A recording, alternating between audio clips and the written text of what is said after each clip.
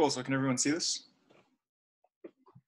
Well, I guess everyone can't reply. Brian, can you see it? I can reply, yes, I can see it. So this is our landing page. It has a little bit of information about the price and what it does, and a little video kind of demoing what the paid plan looks like. So rather than take everyone through the process of creating a restaurant, I thought I would just kind of demo real quick what it might look like once you've got everything set up. So if we just click on Proceed to Restaurant here, we've got a full floor plan. So this is the paid version. The unpaid version only allows you to have 5 tables, and it doesn't actually demonstrate them in a floor plan like this. You just get some nice cards. So when you upgrade to the paid version, you get this nice grid system that you can edit. So for example, if I go over here to edit tables, I can add a table. You see this grid system appears, and I can drag this table around. So we'll put like a little corner booth here and save that. And then we get these toasts. These notifications come for pretty much everything that you might do on the website. And this lock feature prevents you from being able to zoom in and zoom out and things like that. So it makes it nice and stable. So let's say that a big party comes in and you want to seat them on this group of tables right here. All you have to do is select each one of these and then press Create Party. And that takes you over here. So here's our menu. This might be on a server's iPad, for example, and you can choose between any different category that you might have made. So let's say they ordered like a veggie burger, some New York strips, and some fries. And those all appear here on the side. We've got some animations, not animations, but like subtle little effects. We can save that, and now you can see that these tables are being occupied. So let me go ahead and demo what it might look like if you had some other stuff going on here. So if I make a new employee named, I don't know, Andy.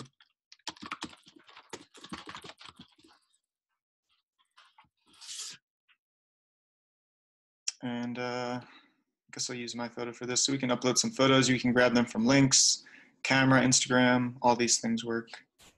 I'm just going to go ahead and grab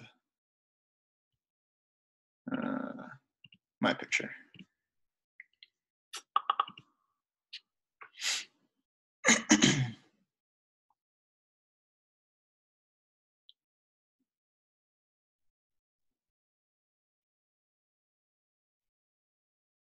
Cool. And submit. So now this pin actually gets emailed to you, but you can also just click on it and it gets copied to the clipboard just like that. So now if I wanted to switch users, all I have to do is click right here, paste in that pin, and put in my password. And there we go. So now we're John D as a server.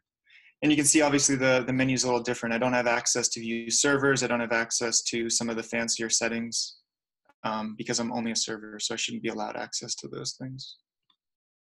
So I might create some parties. Maybe I sat this table. Maybe I've sat this table as well. So now if we go back over to the admin display, we've got this list of servers, and if I click on John D, it's going to highlight the tables that he has.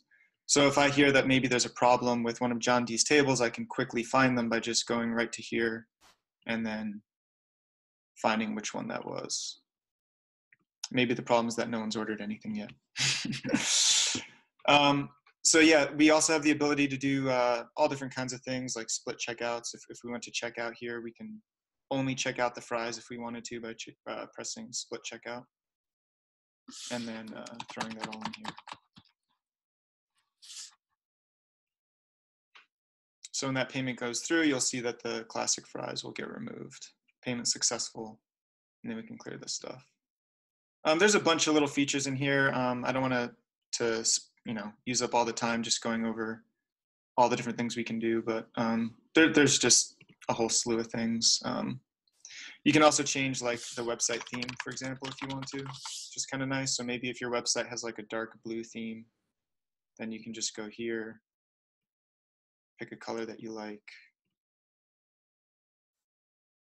And now the theme's changed a bit. So you can see like the main page has this different theme. All the tables share that different theme. Yeah, you can delete tables. Everything all works nicely. So if you end up deleting a table, table 1, then table 2 will become table 1. They'll all get renumbered accordingly. Things like that. You can't delete tables that are being sat. You can't remove servers that have active tables. So if I tried to remove this employee, I would get a warning message. I can also promote people. So I can go ahead and promote Samantha to be a manager. And now she's a manager. So managers are kind of the in-between between admins and servers. They share some permissions that the admin has, but not all of them. All right, Eric, thank you. This is fantastic. Very well done.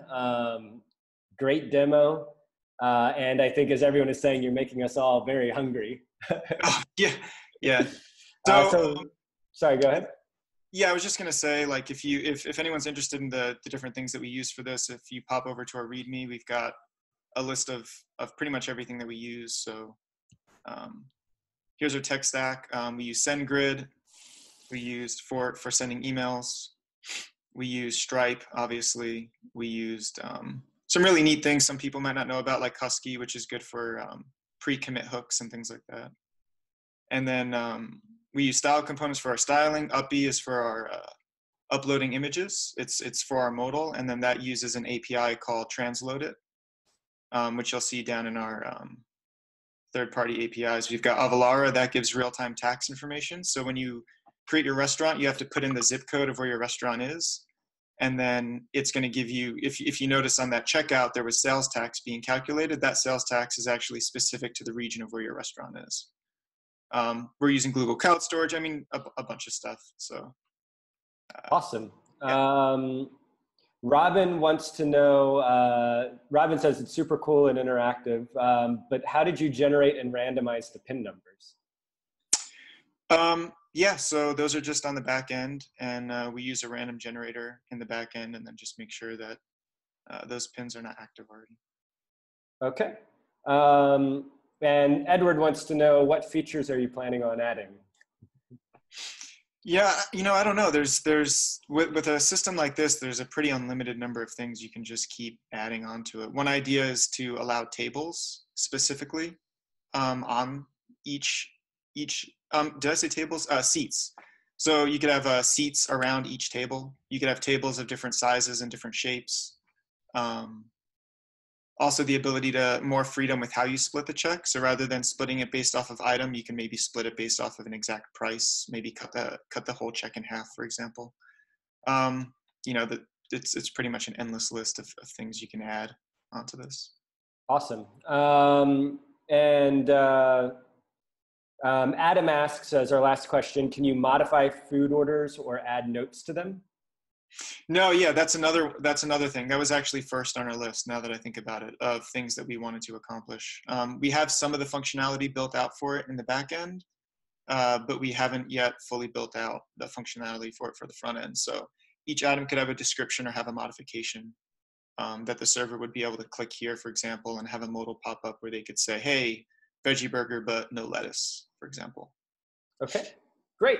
Thank you so much. This is another really cool site, and you guys. Yeah, for sure. And I don't think I had a chance to reference it, although I'm sure people know, but this was the project done by Danny Tashney, Ronnie Miksch, and Christopher Beards, as well as myself, Eric Echeverria. So, and again, like if you're curious about any of the technologies we use, just pop over to our README, it's all there.